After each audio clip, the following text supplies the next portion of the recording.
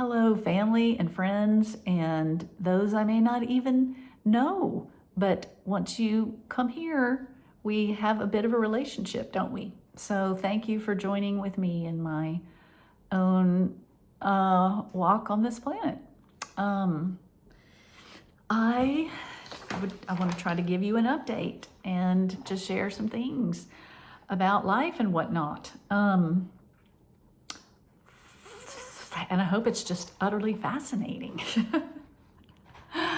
Oh my gosh, what I'm really hoping is that the act of doing this heals me, and that maybe the Holy Spirit comes for me, because I really need some lifting. So first of all, I thought I would just start by telling you about my Christmas, just briefly, that it was so good. It was so good, y'all. We were pretty shocked that my transplant specialist let our family come, including our grandchildren, because I haven't been able to be around any children. That's been kind of a rule. So, oh my gosh, it was so great. If you remember, we had just gotten back from Dallas right before Thanksgiving, and we couldn't be around them. And so they were driving from Colorado through Texas to get to Florida to be with Sergey's family. And they stopped here at 9 o'clock at night, and we social distance on the driveway to see each other. And it was just so amazingly, fantastically wonderful, because we hadn't seen their faces in real life for months. And but it was also so agonizing.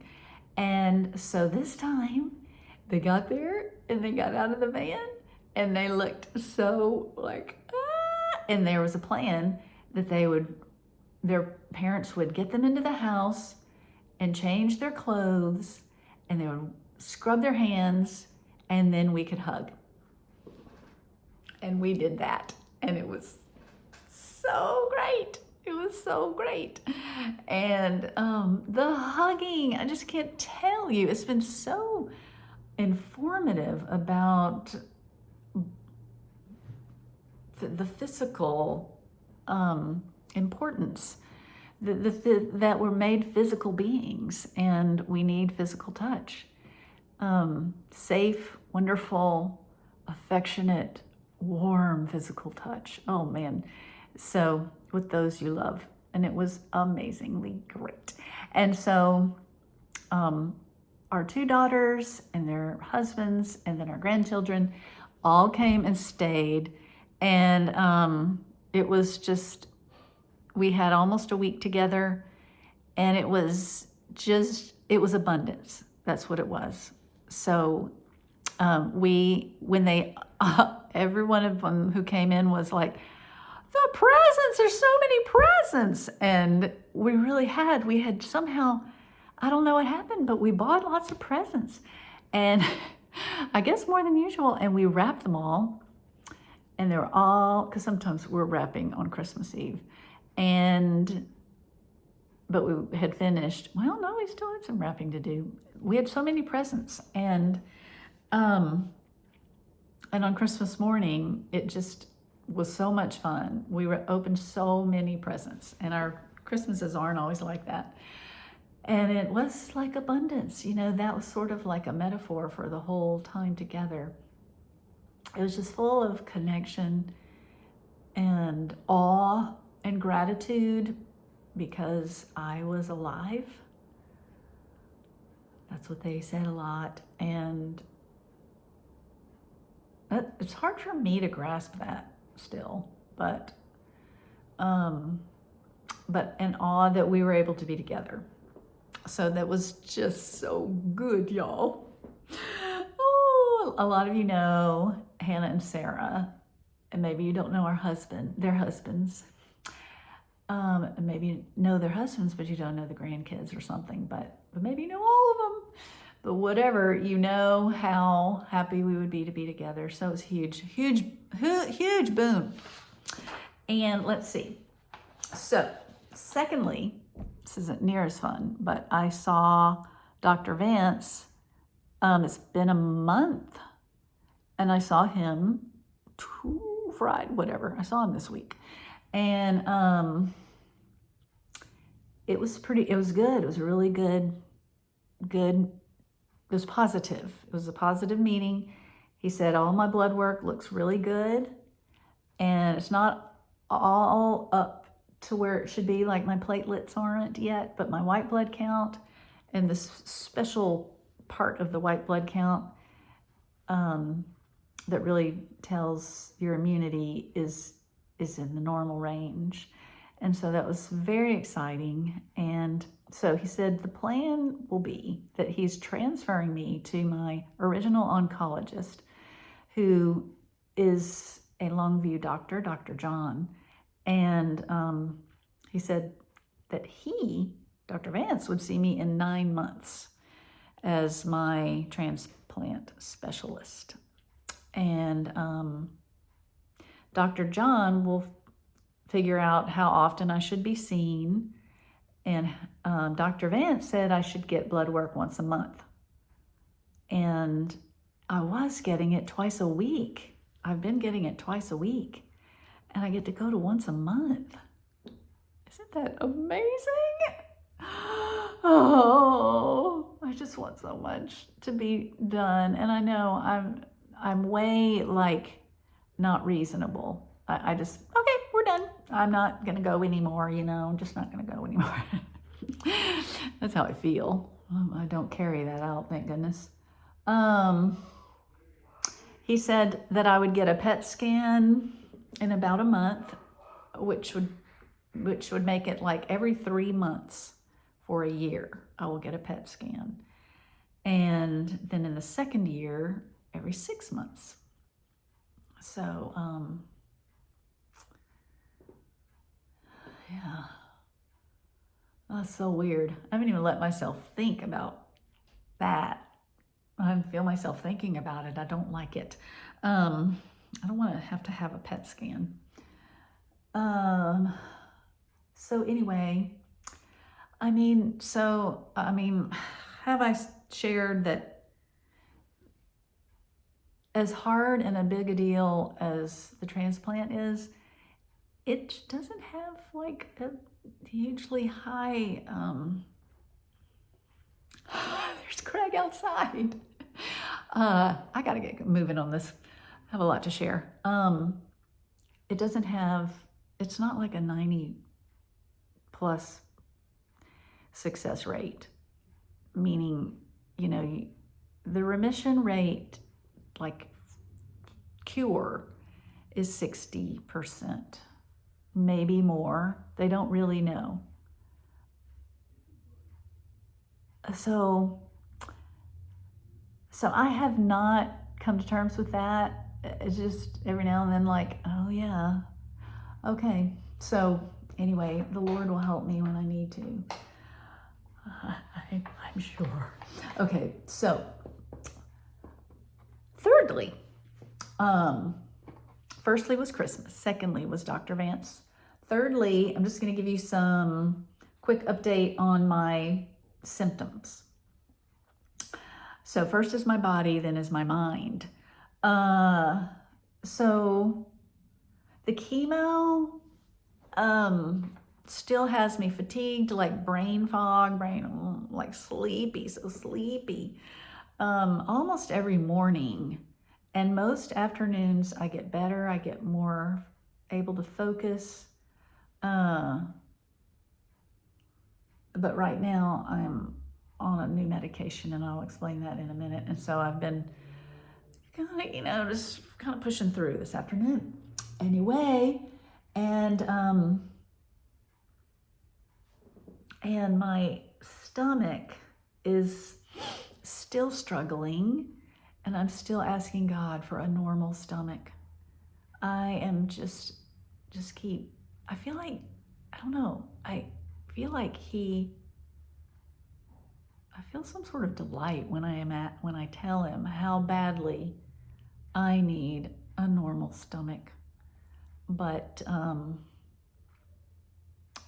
anyway, it's pretty much like before I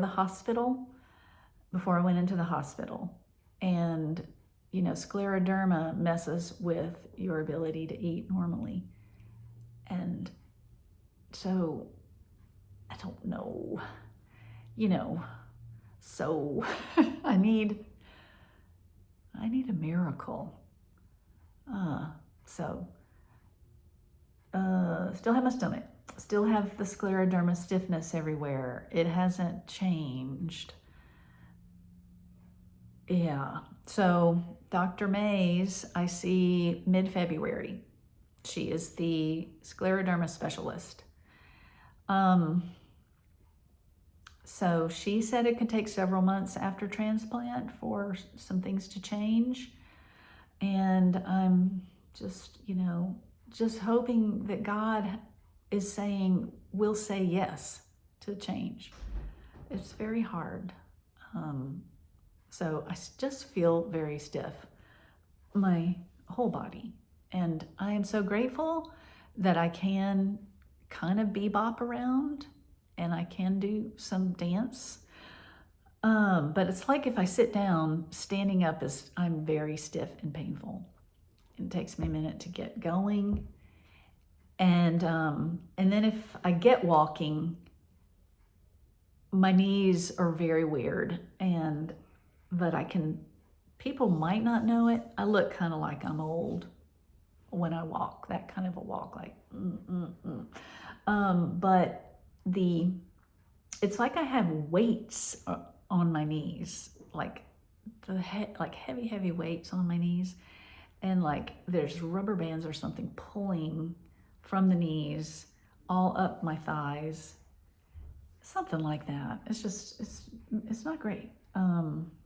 And of course, my hands are just the same, and I can't make a fist, and I can't straighten them out, and they hurt. They hurt a lot. They're with the winter time, they get very cold, and anyway, the joints are very painful. So, still praying and asking God that in His time, that there would be a time. Maybe I'm waiting, but that there would be healing. I'm still working through that. What does not healing mean for people? Because that's definitely a thing for people. Okay, so anyway, I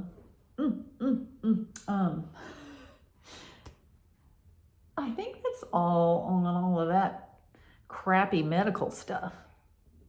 Ugh. Oh, well, okay, then is my mind. I wanted to tell you about my mind. This is very, it's hard, it's difficult to admit, but I think it's helpful because we all think we're the only ones and we're broken, and I can't tell anybody that I'm having this level of difficulty. So that's why I'm going to share this, and I hope it is helpful. But I went to see a doctor because of my mind, and just, I would say that that over the summer, when I was in complete waiting mode and couldn't eat, and it's just so dark, I can't think about it.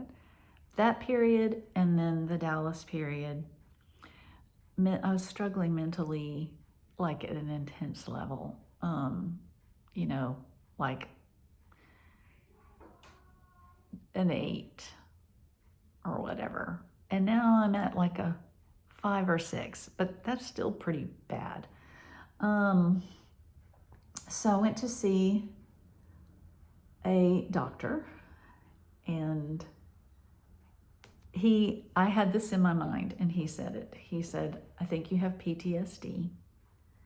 And I was glad to hear him say that.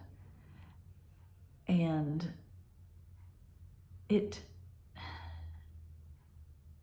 PTSD is there's a huge range of how people experience it. There's a definite diagnosis that, I had to learn about as a counselor. You have certain symptoms and whatnot. And I don't have all the symptoms.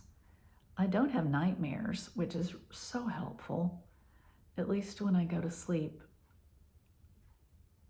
The thing that's hard for me with sleep is waking up and remembering that my life has changed and my body has changed. But anyway,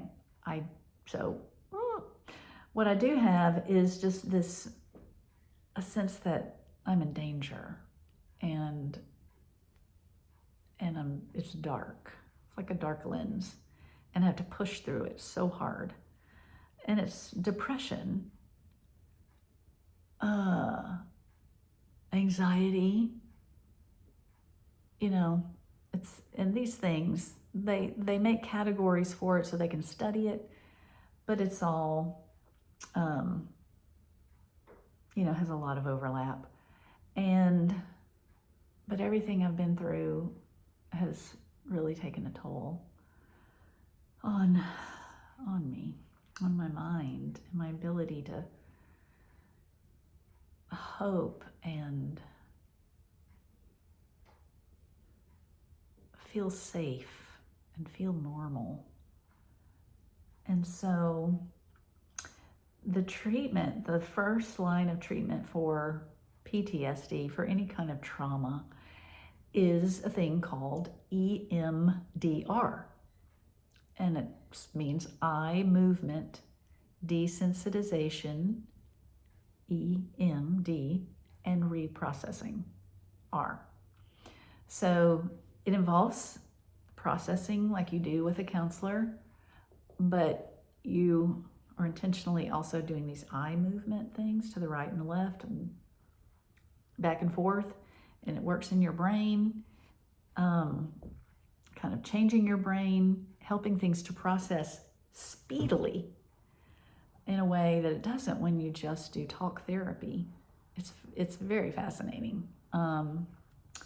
So anyway, I am trying to get in to have EMDR. And so far, I'm just having trouble getting scheduled with someone. Part of that is because I know the counselors in my town.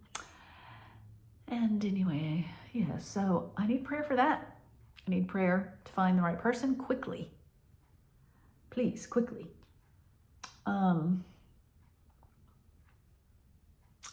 So let's see.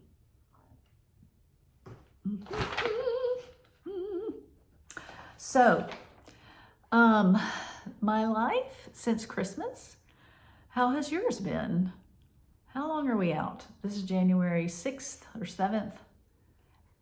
So that's a week out from the major holiday, last major holiday, Christmas, the New Year. I was, kind of,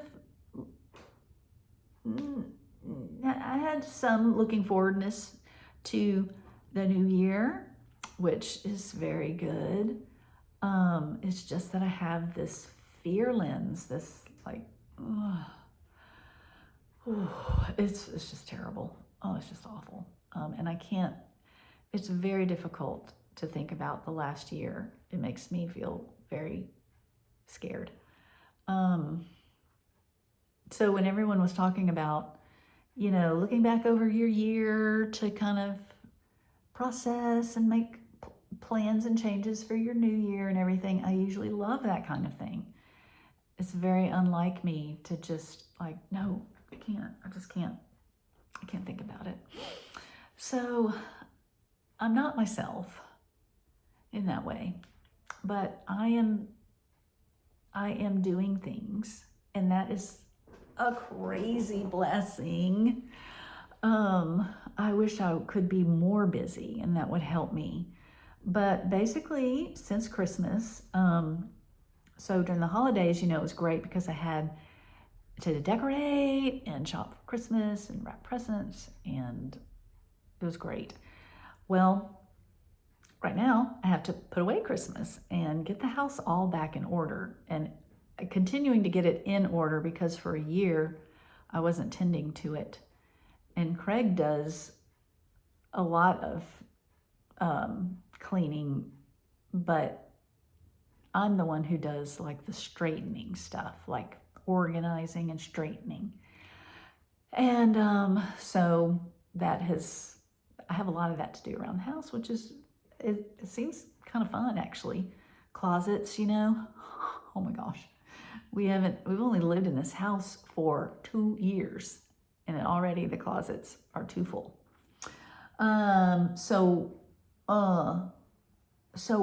I've been doing that, and I've had a good bit of social. I feel like I have a nice amount of social stuff, which is so great. I take walks with friends, and that is working. And also, we had our sister and brother-in-law over on New Year's Eve because the doctor said we could have a couple people over. We can have guests, he said, and they don't have to wear masks if they're not sick and if they haven't been around anybody sick in the last couple of days. And we have not done it because we've just been overly safe. But we had them over, and it was so great. And then Lisa and I spent half a day together. We met halfway between our cities, and it was a nice enough day where we just stayed outside because I can't really go inside anywhere. However, I can go inside and even go to a restaurant if it's not at a busy time. And Lisa and I didn't do that because we were hungry at the busy time. So we went through a drive-through and we sat outside and ate our food, and we just hung out. It was like old times. Oh my gosh. So just want to be normal. I just so want to be normal. I have got to wait on God and trust his timing. I just want to be normal. So the normal stuff is so enlivening. It's so life-giving. And so, let's see. So Craig and I have not done a restaurant, but our anniversary was on the 3rd. We've been married 38 years. And that is so crazy to say because I think I am 38 years old. But we went to a restaurant. We went to a really nice restaurant. We've always heard about it, and for some reason we've never gone. It's in a neighboring little town, and it was so delicious. We had the best steaks, and I was hungry for the steaks, and I was hungry for this really special fancy fried green tomato appetizer that had all this crab meat with special herbs and things and fresh stuff in it. And ate a lot of my potato and asparagus. It was so great. And just there was an old historic brick wall that I was looking at with art on it, and Craig was there, and it was candlelight, and it was good. It was really good. So that's kind of how my life is going right now, and so it's good. Oh my gosh, from where we were. Oh, and see, I can't even think about it. It's the PTSD thing. Okay, so what I wanted to say before we go is that Lisa and I just like just tried to pull apart and figure out what is suffering, why, and can we make it through it, and that kind of thing. And I felt like it was too hard. got a little bit almost going to cry there, but I don't want to cry. I'm not going to cry. I felt like it was too hard. Like it got so confusing. Like I always thought you might suffer, but because like I did suffer with cancer in 2020, but it wasn't, you know, people always say God won't give you what you can't handle or whatever. That's not scriptural. He says, my grace is sufficient for you. So he did get me through it alive, and I didn't go crazy, which sometimes I felt like I would. And he gave me graces most days, but I felt like I needed it every minute. And so that was very hard. And we talked about Jesus, Lisa and I, as we tried to wrangle this thing down and like, what is it? How are we going to do it? How are we going to keep living? Jesus asked the Father to take away his cup, the cup of suffering. Like, do I have to walk into this? And his Father said, there's no other way. And Jesus took the cup and drank it. But he sweat blood. He asked 3 times. He required an angel there ministering to him. It was terrible. It was horrible for him to face that. And then what happened to him was absolutely devastating. And we talked about he did it for the joy set before him. First, he loved his Father and he could trust his Father. But he also knew there was a future that was good. That's why he could trust his Father. I mean, his Father always promises good in the end, in the future. So it says Jesus, who for the joy set before him endured the cross, blah, blah, blah. And so it helps me to remember that there is a good future. And I don't know that always, no matter what suffering I may go through in the future here on the planet, there will still be a joy set before me that I am hoping for. And that is the ultimate reunion of intimate communion with God and his people, where there's joy and there's no more sorrow. And and there are these intermediary experiences of that, where we have love. People love us. People love you, and they reach out to ease your suffering and to give you a cup of cold water. And so this verse has always meant so much to me. Let's see, and it was I don't know if it's part of the actual scriptures for the liturgy today, or if Craig just brought it out, but it was it's the one I think it's in Isaiah, where it's prophesying things that remind us of Jesus. And it says, a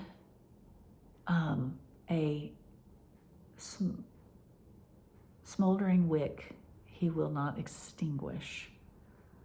I think he does the bruised reed first. A bruised reed he will not break. A smoldering wick he will not extinguish. And there may be a more poetic translation. It is so poetic. It is so beautiful. God is not about taking us down to nothing and then snuffing us out. He is into empathizing that we might get to that place where we are a smoldering wick, just barely have that fire in us anymore. And it is his heart to be near the brokenhearted and to waft that flame. That is his will. And he intercedes for us according to the will of God and according to what is good. He wants good for us. So I keep thinking about light and darkness because my mind struggles with this dark feeling. And so this is the last thing I will share. I was able to be in a small group from our church, a small group of people from our church because it was outside. A wonderful couple in our church for the second year in a row decided to have people bring their Christmas trees for us to burn on Epiphany, which is it's a celebration. It's an ancient church celebration. I learned from Craig today that it was actually before Christmas was ever installed. But it means purity, I think, but it's always celebrated with light.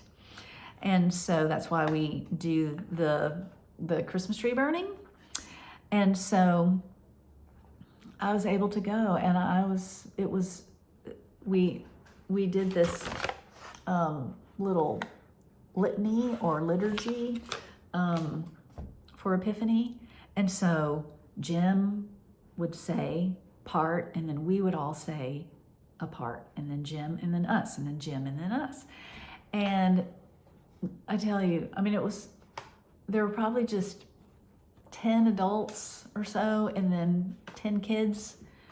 But being in a group of believers, people needy, who we're saying what we believe, we're saying it together so that we can believe that the light is stronger than darkness.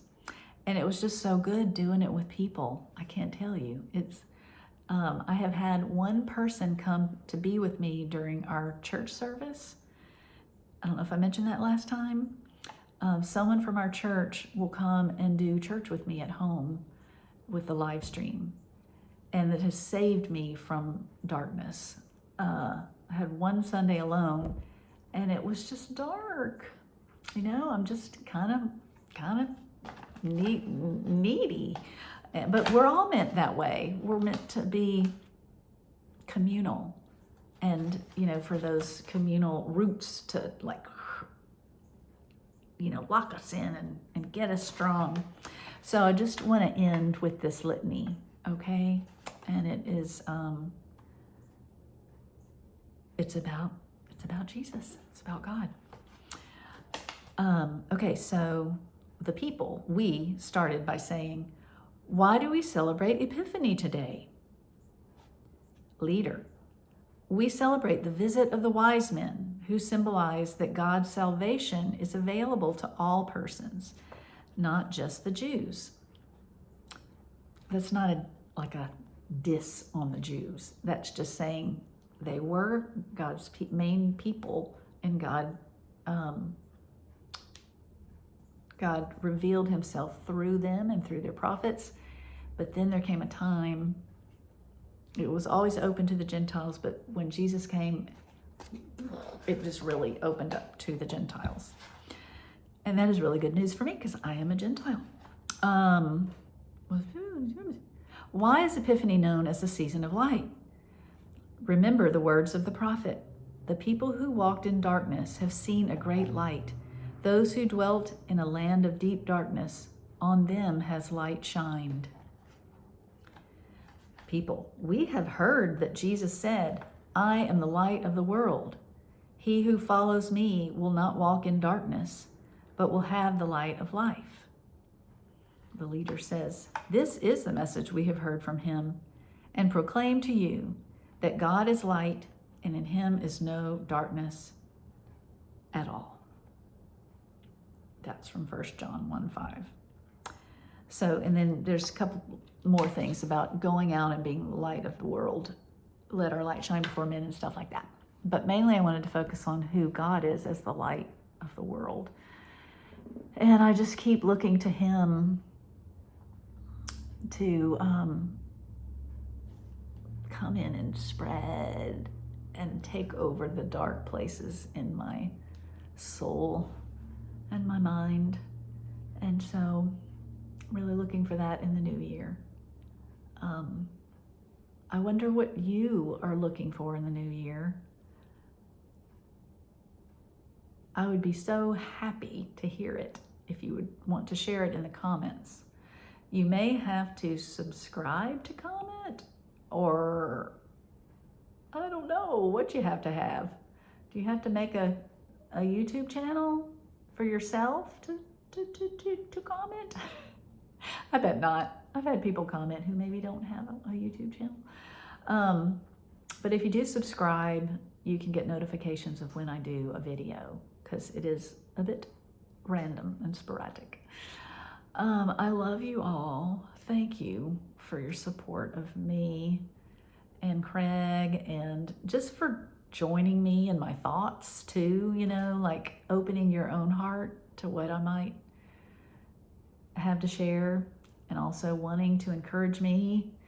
I want to encourage you too. I hope I'm encouraging you when I share. So love you all, and we will be in touch. Hope there's nothing else I should say. Okay, bye. Bye. Yes. Okay.